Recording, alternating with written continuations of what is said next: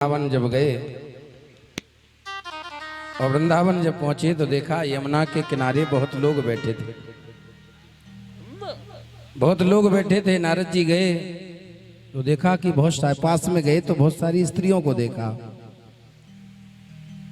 जब स्त्रियों को देखा तो नारद जी लौटने लगे। क्यों? बोले संत और साधक को स्त्रियों के मध्य में नहीं जाना चाहिए।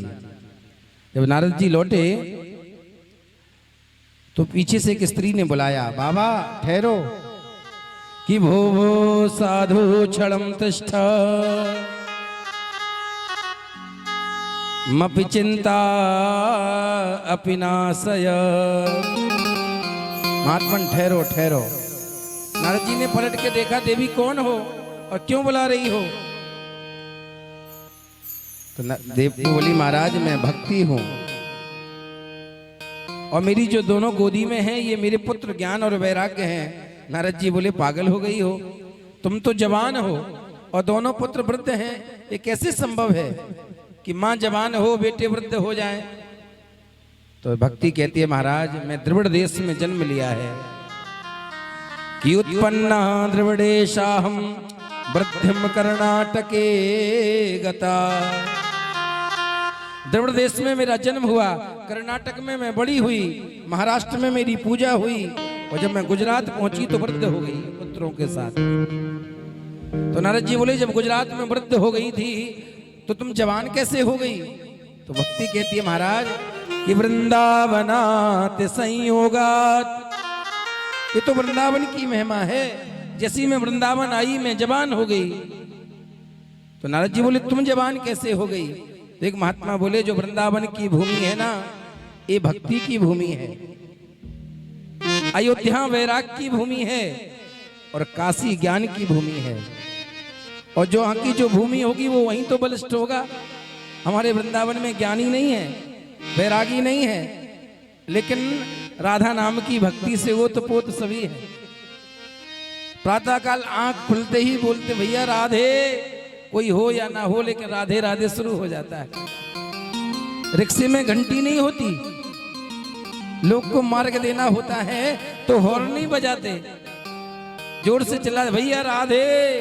आगे वाला समझ जाता है पीछे वाले को मार्ग चाहिए है, किनारा कर देता है। ये राधा नाम की महिमा है।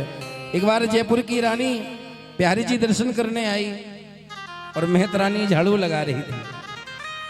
सेनापति बोला, बंद करो। जयपुर की तो मेहत रानी बोली, कहाँ की रानी, कैसी रानी, कौन सी रानी? मैं किसी को नहीं जानती। बोले, किसी रानी को नहीं जानती? बोली, नहीं, केवल 3 को जानती हूँ। तो सेनापति बोला, कौन सी 3 रानियों को जानती हो? बोले, एक तो यशोदा रानी। बोले, दूसरा राधा रानी। बोले, तीसरा मैं खुद मेहत रानी। चौथी जानती नहीं किसी को। प्रेम से बोलो। वृंदावन में रहने वाला एक एक व्यक्ति भगवान के जैसे ही है, क्योंकि भगवान का प्रण है कि ब्रजवासी वल्लभ सदा मेरे जीवन प्राण, इन्हें कबहू न बिसारी हो मोए नंद बाबा की आन।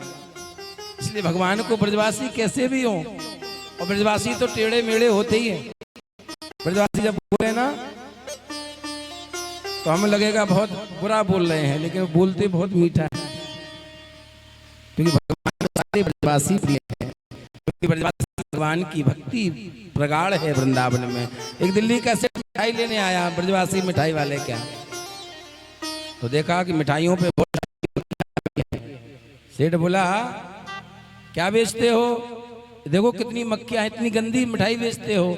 दुकानदार बोला, सेठ मिठाई लेनी हो तो ले, नहीं तो चले जाओ। बोले, क्यों? बोले, तो ये मक्खियां दिखती हैं। सेठ बोला, मक्खियां नहीं तो क्या है? बोलिए, मक्खियां नहीं है, ये तो हमारी राधा रानी की सखियां हैं जो विचरण करने पधारी हैं, इन्हें मक्खियां कहते हो? ये भक्ति है महाराज। जो भक्ति उसी की प्रगाढ़ होती है जिसके कण कण में, प्रत्येक जीव में ब्रह्म का दर्शन होने लगे, वो भक्ति प्रगाढ़ होती है। ये वृंदावन की महिमा है। और जो वृंदावन आप तो जानते ही हैं, गए ही हैं और जाते ही रहे। जो हम कह रहे हैं तो क्या गलत बोल रहे हैं? वृंदावन बिना राधा नाम की अधूरा है। एक संत ने बड़ा अच्छा भाव लिखा है महाराज जी। एहो विधिना